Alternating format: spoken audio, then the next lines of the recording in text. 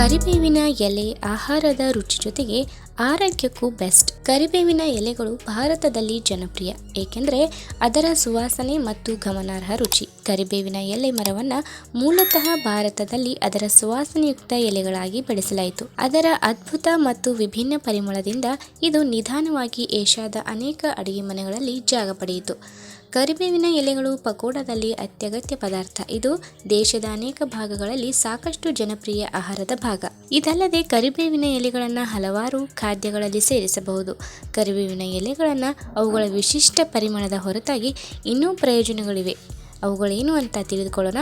ಅದಕ್ಕಿಂತ ಮುಂಚೆ ನೀವಿನ್ನೂ ನನ್ನ ಚಾನಲ್ಗೆ ಸಬ್ಸ್ಕ್ರೈಬ್ ಆಗಿಲ್ಲ ಅಂದರೆ ಪ್ಲೀಸ್ ಸಬ್ಸ್ಕ್ರೈಬ್ ಮಾಡ್ಕೊಳ್ಳಿ. ಹಾಗೆ ಪಕ್ಕದಲ್ಲಿರುವಂಥ ಬೆಲ್ ಐಕನ್ನ ಕ್ಲಿಕ್ ಮಾಡಿ. ಮೊದಲನೇದಾಗಿ ತೂಕ ಇಳಿಸಲು ಕರಿಬೇವಿನ ಎಲೆಗಳನ್ನು ಬಳಸಬಹುದು. ಅವುಗಳಲ್ಲಿ ವಿಟಮಿನ್ ಎ, ಬಿ, ಸಿ ಮತ್ತು B2 ಸಮೃದ್ಧವಾಗಿದೆ. ಕರಿಬೇವಿನ ಎಲೆಗಳು ಕಬ್ಬಿಣ ಮತ್ತು ಕ್ಯಾಲ್ಸಿಯಂನ ಉತ್ತಮ ಮೂಲ. ಈ ಕಾರಣದಿಂದ ಕರಿಬೇವಿನ ಎಲೆಗಳನ್ನು ಕ್ಯಾಲ್ಸಿಯಂ ಕೊರತೆ ಮತ್ತು ಇತರೆ ಹಲವಾರು ಪರಿಸ್ಥಿತಿಗಳಿಗೆ ಚಿಕಿತ್ಸೆ ನೀಡಲು ಜಾನಪದ ಔಷಧದ ಭಾಗವಾಗಿ ಬಳಸಲಾಗುತ್ತದೆ. ಎರಡನೇದಾಗಿ ಬೊಜ್ಜು ಇಳಿಕೆ. ಬೊಜ್ಜು ಕಡಿಮೆ ಮಾಡಲು ಎಲ್ಲ ರೀತಿಯ ಕ್ರಮಗಳನ್ನು ತೆಗೆದುಕೊಂಡು ಸುಸ್ತಾಗಿದ್ದರೆ ಒಮ್ಮೆ ಕರಿಬೇವಿನ ಎಲೆಯ ರಸವನ್ನು ಪ್ರಯತ್ನಿಸಿ. ಕರಿಬೇವಿನ ಎಲೆಗಳನ್ನು ನೀರಿನಲ್ಲಿ ಕುದಿಸಿ ಅದಕ್ಕೆ ಜೇನುತುಪ್ಪ ಮತ್ತು ನಿಂಬೆ ರಸ ಸೇರಿಸಿ ಕುಡಿಯಬೇಕು. ಮೂರನೇದಾಗಿ ಕರಿಬೇವಿನ ಜ್ಯೂಸ್ ಮತ್ತು ಬಿಸಿ ಚಹಾ ಎರಡು ವಿಧದಲ್ಲೂ ಸೇವಿಸಬಹುದು. ಸಾಕಷ್ಟು ಪ್ರಯೋಜನಗಳಿಗಾಗಿ ಖಾಲಿ ಹೊಟ್ಟೆಯಲ್ಲಿ ಇದನ್ನು ಕುಡಿಯುವುದು ಉತ್ತಮ. ಇದರಿಂದ ಶೀಘ್ರವಾಗಿ ಬೊಜ್ಜು ನಿವಾರಣೆಯಾಗುತ್ತದೆ. ನಾಲ್ಕನೇದಾಗಿ ಮಧುಮೇಹಿಗಳಿಗೆ ಅತ್ಯಂತ ಪ್ರಯೋಜನಕಾರಿ. ಹೌದು, ಕರಿಬೇವಿನಲ್ಲಿ ಮಧುಮೇಹ ವಿರೋಧಿ ಏಜೆಂಟ್ಗಳಿದ್ದು ದೇಹದಲ್ಲಿ ಇನ್ಸುಲಿನ್ ಚಟುವಟಿಕೆ ಮೇಲೆ ಪರಿಣಾಮ ಬೀರುವ ಮೂಲಕ ರಕ್ತದಲ್ಲಿನ ಸಕ್ಕರೆ ಮಟ್ಟವನ್ನು ನಿಯಂತ್ರಿಸುತ್ತದೆ. ಎಲೆಯಲ್ಲಿ ಫೈಬರ್ ಕೂಡ ಇದೆ. ಇದು ಮಧುಮೇಹ ರೋಗಿಗಳಿಗೆ ಬಹಳ ಮುಖ್ಯವಾದ ಪೌಷ್ಟಿಕಾಂಶ. ಐದನೇದಾಗಿ ರಕ್ತಹೀನತೆ ನಿವಾರಣೆ. ಕರಿಬೇವಿನ ಎಲೆಗಳಲ್ಲಿ ಕಬ್ಬಿಣ ಮತ್ತು ಫೋಲಿಕ್ ಆಮ್ಲವಿದೆ. ಇದು ರಕ್ತಹೀನತೆ ರೋಗಿಗಳಿಗೆ ತುಂಬ ಪ್ರಯೋಜನಕಾರಿ. ಆದ್ದರಿಂದ ಈ ಸಮಸ್ಯೆ ನಿವಾರಿಸಲು ಬೆಳಿಗ್ಗೆ ಖಾಲಿ ಹೊಟ್ಟೆಯಲ್ಲಿ ಖರ್ಜೂರವನ್ನು ನಿಯಮಿತವಾಗಿ 2 ಕರಿಬೇವಿನ ಎಲೆಗಳೊಂದಿಗೆ ತಿನ್ನುವುದರಿಂದ ದೇಹದಲ್ಲಿ ಕಬ್ಬಿಣದ ಮಟ್ಟ ಹೆಚ್ಚುತ್ತದೆ. ಆರನೇದಾಗಿ ಕಣ್ಣಿನ ದೃಷ್ಟಿಯನ್ನು ಹೆಚ್ಚಿಸುತ್ತದೆ. ಕರಿಬೇವಿನ ಎಲೆಗಳನ್ನು ನಿಯಮಿತವಾಗಿ ಬಳಸುವುದರಿಂದ ಕಣ್ಣಿನ ದೃಷ್ಟಿ ಹೆಚ್ಚುತ್ತದೆ. ಇದರಲ್ಲಿರುವ ಆಂಟಿ ಆಕ್ಸಿಡೆಂಟ್ಸ್ ಕಣ್ಣಿನ ಪೊರೆಯ ತೊಂದರೆಗಳಿಗೆ ಅವಕಾಶ ನೀಡುವುದಿಲ್ಲ. ಕಣ್ಣಿನ ಯಾವುದೇ ಸಮಸ್ಯೆ ಇದ್ದರೆ ನಿಯಮಿತ ಕರಿಬೇವಿನ ಎಲೆಗಳನ್ನು ಸೇವಿಸಿ. ಏಳನೇದಾಗಿ ಆರೋಗ್ಯಕರ ಯಕೃತ್ತನ್ನು ನಿರ್ವಹಿಸುತ್ತದೆ. ವಿಟಮಿನ್ ಎ ಮತ್ತು ಸಿ ಕರಿಬೇವಿನ ಎಲೆಗಳಿಂದ ಸಮೃದ್ಧವಾಗಿದೆ. ಇದು ಯಕೃತ್ತಿಗೆ ತುಂಬಾ ಪ್ರಯೋಜನಕಾರಿ. ದೇಹದಲ್ಲಿನ ಹಾನಿಯನ್ನು ಸರಿಪಡಿಸುತ್ತದೆ ಮತ್ತು ಅದನ್ನು ಸರಿಯಾಗಿ ಕಾರ್ಯನಿರ್ವಹಿಸುವಂತೆ ಮಾಡುತ್ತದೆ. ಎಂಟನೇದಾಗಿ ಭೇದಿ, ಮಲಬದ್ಧತೆ ಮತ್ತು ಅತಿಸಾರಕ್ಕೆ ಚಿಕಿತ್ಸೆ. ಕರಿಬೇವಿನ ಎಲೆಗಳನ್ನು ಹೊಟ್ಟೆಯ ಸಮಸ್ಯೆಗಳಿಗೆ ಚಿಕಿತ್ಸೆ ನೀಡಲು ಬಳಸಬಹುದು. ಒಣಗಿದ ಕರಿಬೇವಿನ ಎಲೆಗಳನ್ನು ಪುಡಿ ಮಾಡಿ ಮಜ್ಜಿಗೆಗೆ ಸೇರಿಸಬಹುದು. ಅತಿಸಾರ, ಮಲಬದ್ಧತೆ ಮತ್ತು ಭೇದಿಯಂತಹ ಪರಿಸ್ಥಿತಿಗಳನ್ನು ನಿಭಾಯಿಸಲು ಖಾಲಿ ಹೊಟ್ಟೆಯಲ್ಲಿ ಇದನ್ನು ಸೇವಿಸಿ.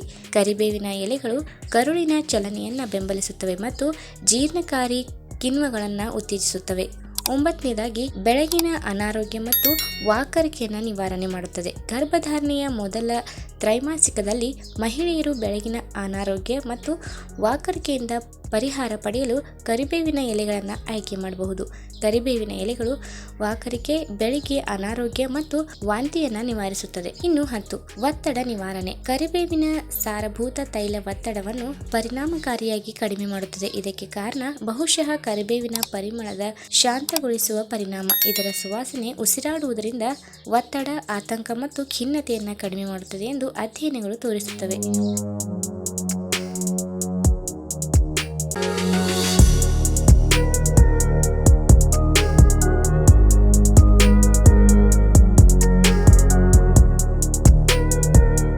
ಮಾಂಸದ ಅಡುಗೆಗೆ ಆಗಲಿ ಸಸ್ಯಾಹಾರಿ ಅಡುಗೆಗೆ ಆಗಲಿ ಕೊತ್ತಂಬರಿ ಸೊಪ್ಪು ಇರಲೇಬೇಕು. ಹಸಿರು ಬಣ್ಣದ ತಾಜಾ ಕೊತ್ತಂಬರಿ ಸೊಪ್ಪನ್ನ ಖಾದ್ಯ ತಯಾರಾದ ಕೊನೆಯಲ್ಲಿ ಸಣ್ಣ ಸಣ್ಣದಾಗಿ ಕತ್ತರಿಸಿ ಡೆಕೋರೇಟ್ ಮಾಡಲಾಗುತ್ತದೆ.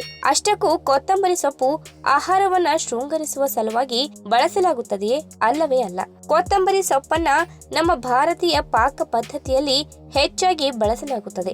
ಇದು ನೈಸರ್ಗಿಕವಾದ ಪೋಷಕಾಂಶಗಳಿಂದ ತುಂಬಿದ್ದು ಸೂಪ್, ಸಲಾಡ್, ರಸಂ, ಚಟ್ನಿ, ದಾಲ್ ಸಾಲ್ಗಳಲ್ಲಿ ಬಳಸಲಾಗುತ್ತದೆ. ತನ್ನ ರೋಮಾಂಚಕ ಬಣ್ಣದಿಂದ ಆಹಾರದ ರುಚಿ ಮತ್ತು ಪರಿಮಳವನ್ನ ಇಮ್ಮಡಿಗೊಳಿಸುತ್ತದೆ. ಅದರ ಜೊತೆ ಅಸಂಖ್ಯಾತ ಆರೋಗ್ಯ ಗುಣಗಳನ್ನು ಕೂಡ ಹೊಂದಿದೆ. ರಕ್ತದಲ್ಲಿರುವ ಸಕ್ಕರೆಯ ಮಟ್ಟ, ಯಕೃತ್ತಿನ ಮತ್ತು ಮೂತ್ರಪಿಂಡದ ಆರೋಗ್ಯವನ್ನ ರಕ್ಷಿಸುವ ಪ್ರಬಲವಾದ ಉತ್ಕರ್ಷಣ ನಿರೋಧಕಗಳನ್ನ ಹೊಂದಿದೆ. ಹಾಗಾದ್ರೆ ಬನ್ನಿ, ಕೊತ್ತಂಬರಿ ಸೊಪ್ಪನ್ನ ಅಡುಗೆಯಲ್ಲಿ ಬಳಸುವುದರಿಂದ ದೊರೆಯುವ ಪ್ರಯೋಜನಗಳ ಬಗ್ಗೆ ಇವತ್ತಿನ ವಿಡಿಯೋ ಮುಖಾಂತರ ತಿಳಿದುಕೊಳ್ಳೋಣ.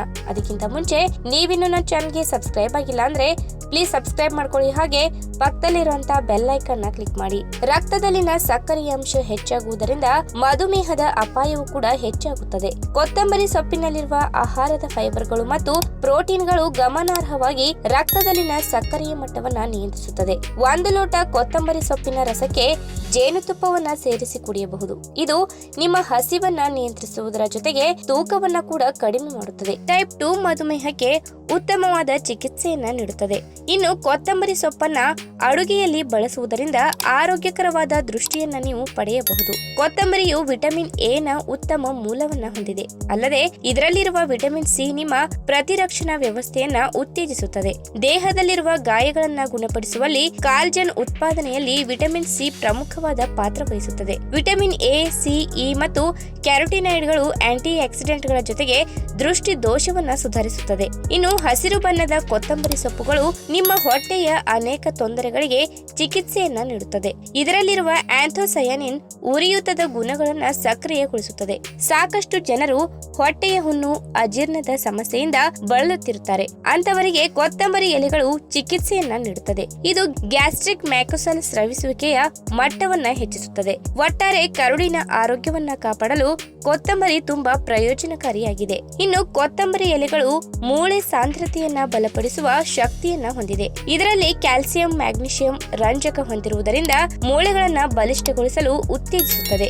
ಯಾರೆಲ್ಲ ಸಂಧಿವಾತ ಮತ್ತು ಆಸ್ಟಿಯೋಪೊರೋಸಿಸ್ ಸಮಸ್ಯೆಯನ್ನ ಹೊಂದಿರುತ್ತೀರೋ ಅವರೆಲ್ಲ ತಪ್ಪದೇ ಆಹಾರದಲ್ಲಿ ಕೊತ್ತಂಬರಿ ಸೊಪ್ಪನ್ನ ಬಳಕೆ ಮಾಡಿ. ಹಾಗೆಯೇ ಕೊತ್ತಂಬರಿ ಸೊಪ್ಪಿನಲ್ಲಿರುವ ಹೇರಳವಾದ ಆಲ್ಕಲಾಯ್ಡ್ಗಳು ಮತ್ತು ಫ್ಲೇವನಾಯ್ಡ್ಗಳು ಕಾಮಾಲೆ ಮತ್ತು ಪಿತ್ತದಂತಹ ಕಾಯಿಲೆಗಳಿಗೆ ಚಿಕಿತ್ಸೆಯನ್ನ ನೀಡುತ್ತದೆ. ಯಕೃತ್ತಿನ ಕಾಯಿಲೆಗಳನ್ನ ಗುಣಪಡಿಸಲು ಮತ್ತು ಕಾರ್ಯವನ್ನ ಹೆಚ್ಚಿಸಲು ಉತ್ತೇಜಿಸುತ್ತದೆ. ಅಷ್ಟೇ ಅಲ್ಲದೆ ಕೊತ್ತಂಬರಿಯಲ್ಲಿರುವ ಜೀವಸತ್ವಗಳು, ಖನಿಜಗಳು ಮತ್ತು ಉತ್ಕರ್ಷಣ ನಿರೋಧಕಗಳು ಬಹಳಷ್ಟು ಆರೋಗ್ಯ ಪ್ರಯೋಜನಗಳನ್ನು ಒದಗಿಸುತ್ತದೆ.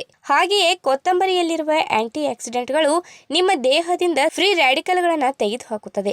ಅಪಾಯಕಾರಿ ಕಾಯಿಲೆಗಳಾದ ಹೃದ್ರೋಗ, ಕ್ಯಾನ್ಸರ್ಗಳಂತಹ ಕಾಯಿಲೆಯನ್ನ ತಗ್ಗಿಸುತ್ತದೆ. ತ್ವಚೆಯ ಮೇಲೆ ವಯಸ್ಸಿಗೂ ಮುಂಚೆ ಕಾಣುವ ಸೂಕ್ಷ್ಮ ಗೆರೆಗಳು, ಚಿಹ್ನೆಗಳು ಬಾರದಂತೆ ತಡೆಯುತ್ತದೆ. ಈ ವಿಡಿಯೋ ನಿಮಗೆ ಇಷ್ಟವಾದಲ್ಲಿ ತಪ್ಪದೆ ಲೈಕ್ ಮಾಡಿ, ಶೇರ್ ಮಾಡಿ, ಹಾಗೆ ನಿಮ್ಮ ಅನಿಸಿಕೆನ ಕಮೆಂಟ್ ಮೂಲಕ ತಿಳಿಸಿ.